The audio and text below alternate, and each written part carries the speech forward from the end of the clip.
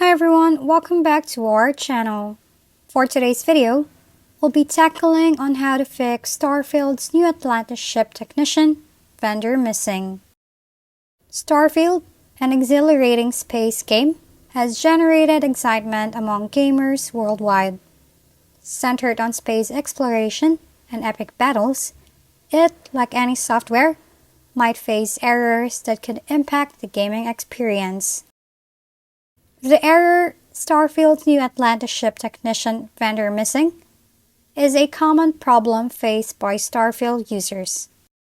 The ship technician or vendor in New Atlantis is a character who can repair the player's ship and sell new parts for credits.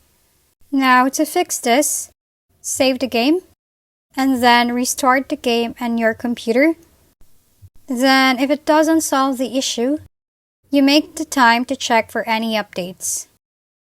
And if any updates are available, install them.